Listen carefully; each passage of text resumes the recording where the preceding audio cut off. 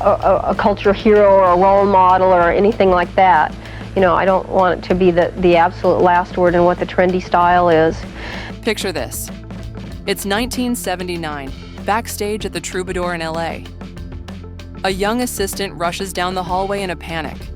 Linda Ronstadt just walked out of the green room, again. Why? She saw his name on the bill. Not hers, not the Eagles, his. And she wasn't having it. For decades, Linda stayed quiet, diplomatic, graceful, never messy. But now, she's done with polite silence. She's finally naming names. Not for gossip, but for truth. This is the real list. The musicians Linda Ronstadt clashed with, avoided, or quietly despised. Some were idols, some were friends. All of them left a mark. Let's start where it hurts. Don Henley. He was her drummer once, a backup voice. Linda gave him his start. But when the Eagles blew up, so did his ego. The man who once stood behind her now acted like he owned the whole strip. In 1975, backstage at the Universal Amphitheater, Henley made a comment about her music, said she should stick to covers. She didn't storm out. She shut him out, had his access pulled from her shows. Privately, she called him a climber, somebody who lost his soul chasing power. Then came Jim Morrison. The night they met was chaos. 1968. The Doors were on fire. Linda was rising. At a private party near the Whiskey A Go-Go, Morrison pulled her on stage, drunk, wild, out of control. Tried to kiss her mid-song, fell into the mic stand. Humiliated her, later mocked her in interviews, called her sweet but spineless. She never forgot. To her, Morrison wasn't a rebel. He was a symbol of everything wrong with male-dominated rock. Loud, reckless, careless with other people's space. Next, Neil Young. They shared stages, shared causes. But at a 1976 benefit concert for farm workers, everything fell apart. Neil refused to let her play certain songs, said her setlist was too commercial, wouldn't even listen, pushed his way to center stage. That night ended with Linda in tears, and Neil telling the press she wasn't built for protest. To her, that wasn't critique. It was betrayal. Her roots, her activism, her voice, dismissed by someone who was supposed to be an ally. She never shared a stage with him again. Now here's one nobody expected, Frank Zappa. She admired him, thought he was weird, brilliant, a genius. They met at a radio event in LA, talked music, and agreed to collaborate. But the studio session, a disaster.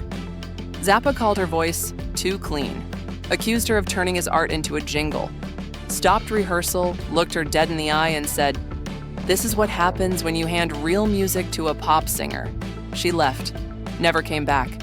Later told friends Zappa was brilliant but brutal, and she was done letting anyone reduce her like that. Then there was David Crosby. They came up together, Laurel Canyon regulars, shared harmonies, stages, long nights of music. But Crosby's spiral into drugs and ego turned him cruel. During a 1978 session, he refused to change the key for a harmony track, told her to adapt. That fight went public. Crosby made a crack in Rolling Stone, said her whole career was manufactured. Linda cut all ties, told her band never to say his name again. Some wounds come from strangers, others come from people who once called you family. And then Elvis Costello, the rising star of New Wave, the snarky British voice of punk energy. In 1979, they shared a lineup at a Cleveland festival. Costello told the press her set was background music for brunch. She confronted him backstage. He, drunk and arrogant, brushed her off with another insult and walked away. For Linda, that wasn't just rudeness. It was cruelty. That kind of smug, too, cool for the room vibe. She saw it as disrespect, plain and simple. And finally, Paul Simon. You'd think that would have been magic, right? Two powerhouse voices.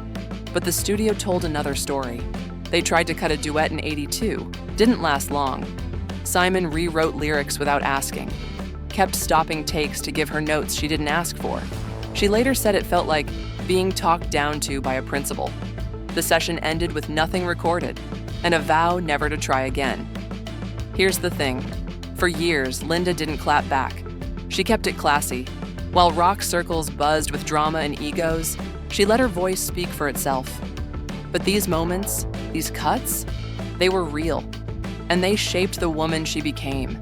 She wasn't angry. She was clear, because this ain't about bitterness. It's about boundaries, about the cost of being a woman in rooms built for men, about how often she had to defend her space, her voice, and her worth, quietly, alone. And now, she's not being quiet anymore. Not to get even, not to start drama, but to show every artist coming up behind her, especially women, that holding your ground is not weakness. It's survival. It's legacy. Because the truth? Linda Ronstadt didn't just survive the music business. She outlasted the ones who tried to silence her, and that's what makes her voice timeless.